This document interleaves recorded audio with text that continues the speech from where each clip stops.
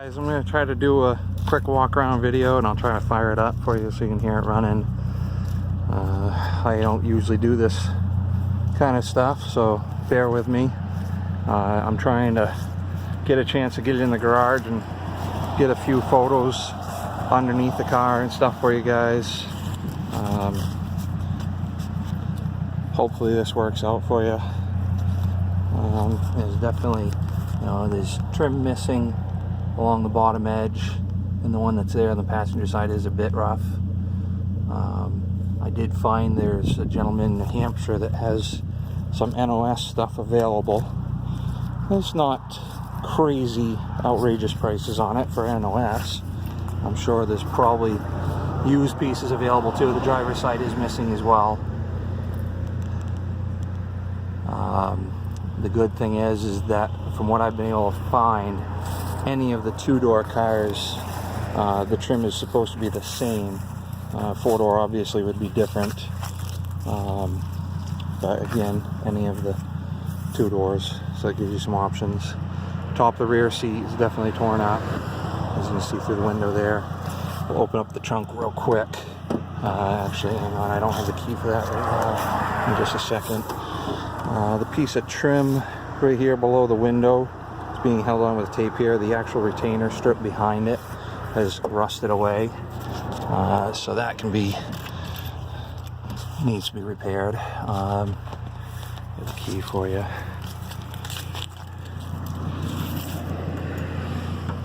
The driver's, both door locks work. The driver's door lock opens from the outside and the inside. Passenger side, the outside door lock is either frozen or it's not keyed correctly. I haven't pulled this mat up yet, just because I figured whoever did something with the car would want something for a template, and I didn't want to destroy it trying to take it out. But it probably should be done. It's been raining for the last 3 days here. We've had some torrential rain, and as rough as this weather strip is, it's a little damp in here. Actually, I thought that was damp, and that's not. That's actually dry. So it looks like somebody's tried to do some cleanup there at some point, but it's pretty dry in here, so that's a good sign. It has been in most of the time anyway. This is the driver's side tail light. Somebody must have, well, actually, here's what's left of the original driver's side. The original driver's side was broken. They found a passenger side tail light, as you can see the difference from the top. They put it in there to replace it because that one was broken, and now this one is actually since broken on the bottom, but I have found those available, and they aren't too expensive. The light bulbs are actually out because when you put the light bulbs in, the brake lights come on immediately. I did find that the brake light switch is disconnected at the master cylinder. I don't see the wiring there. I'm not sure what's going on with that. Again, I haven't had time. I wish I did, but I just haven't had time to look into this much more. I've already popped the hood. I'll open it up so you can take a quick peek. Appears to be the original horns are still there. Appears to be the original radiator. It actually looks to be in pretty darn good shape.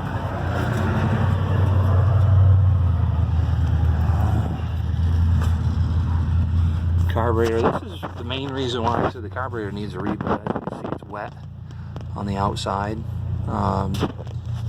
Just for reliability's sake and safety. But firewall, all solid, inner fenders, everything's very good. The wiring is definitely original, and it is old, and it's brittle. As you can see, there's one wire that's pretty tender right there. It should definitely have some wiring work. Top piece of the air cleaner is missing. Still running the 6-volt system.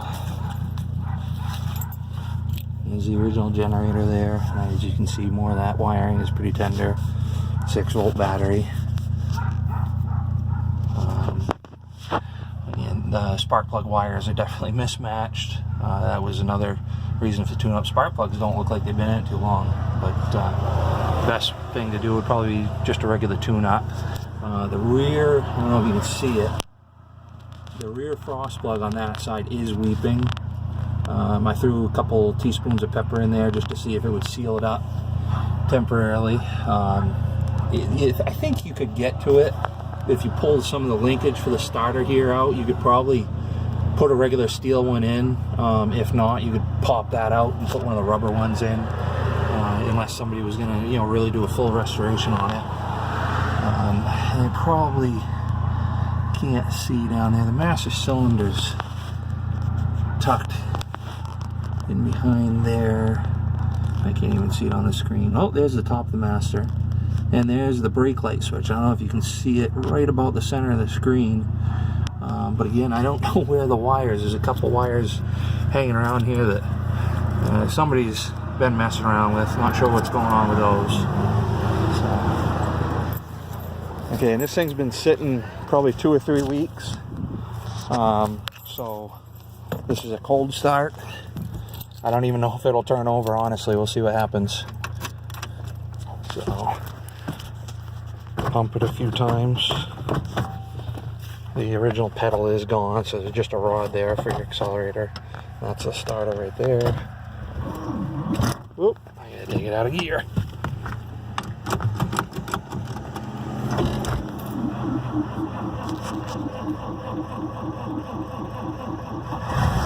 Oh, there we go. Awesome, awesome. This thing has been sitting for easily 2 to 3 weeks, if not longer. Again, it's been raining like the last 3 days. It's very damp out here right now. In here, stuttering a little bit. That's just because it's cold. Definitely warms up. Gauges. The fuel gauge, I don't believe works. That is the only one that doesn't work. The speedometer still works. The generator works. The oil pressure works. I should have shown you that before we started up. If you look back in the video, you may actually see it. Temperature does work. It does come up as she warms up the temperature. Wipers don't work. You can hear, when you pull the switch, you can hear the vacuum. So I've been told this is just basically very minor to rebuild those. Headlight switch works. The headlights come on. Front park lamps don't. I'm not sure about the actual tail lamps. Again, like I said, when you plug the light bulbs in, the brake lights come right on, but I don't know about the tail lamps. Inside, I'll show you real quick while we're letting her warm up. This is the driver's side roof. It's kind of bulged a little bit right in here, or sagging some. As a whole, there's definitely signs of mice being up in here. It does have quite an odor to the inside of the car. I'm sure with some work you could get the odor to go away, or if you wanted to just strip it right out, that would be the easiest way, honestly. But I don't know what these original headliners were, and maybe this isn't even original. It almost feels like velour, kind of a strange. It's definitely not the same as what's on the door panels.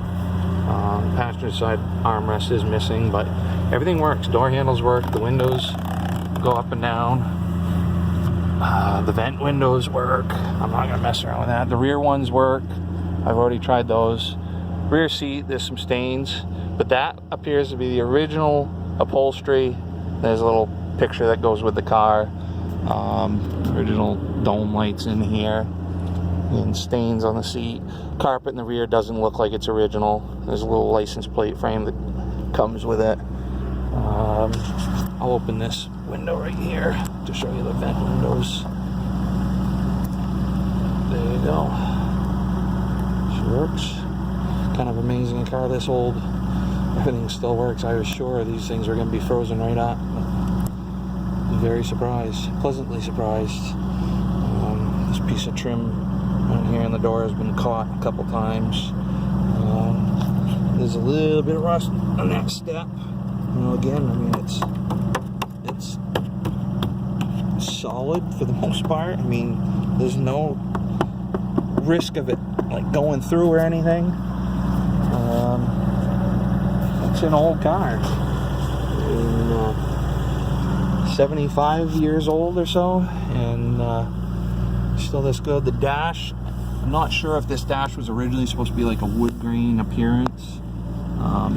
Over in this corner, that's what it kind of looks like. It's definitely gone away on the top. It's got very light surface rust to it.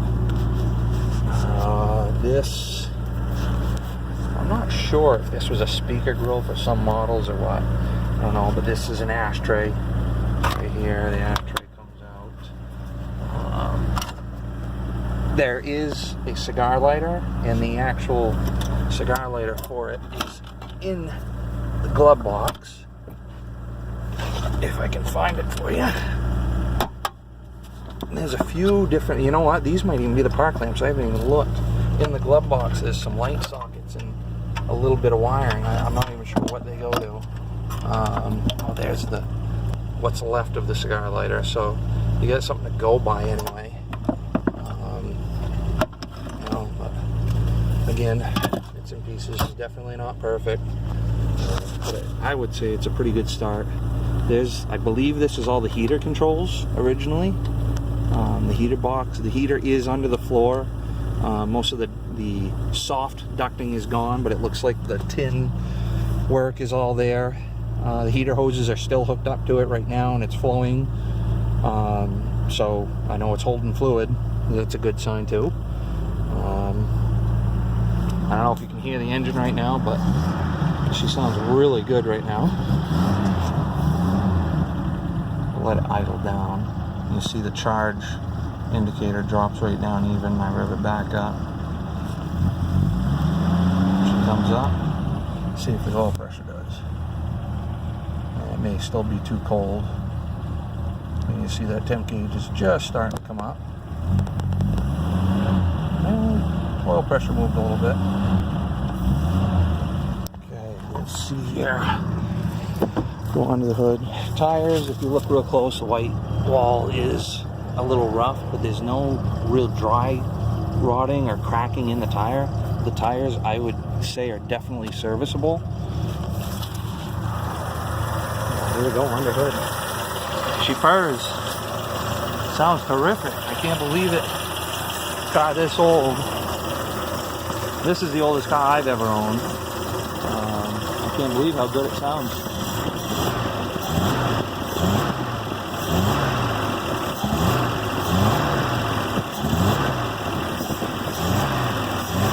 Pretty responsive.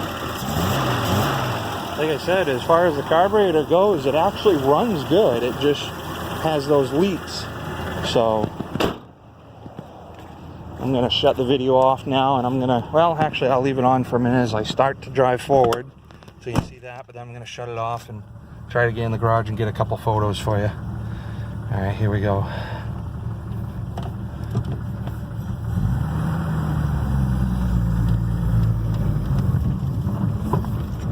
It is a fun little car. It's definitely a different feeling. But I can drive it one-handed. Look at that.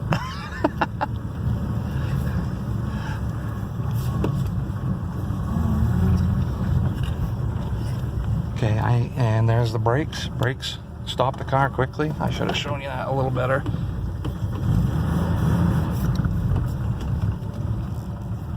Again, stopped. Hopefully you guys can see that. I'm not doing very good with this video. I don't want to crash into something. There you go. Locked one of the tires right up on the dirt. Alright, I'm going to shut the video off now so I can get in the garage and jack it up for you.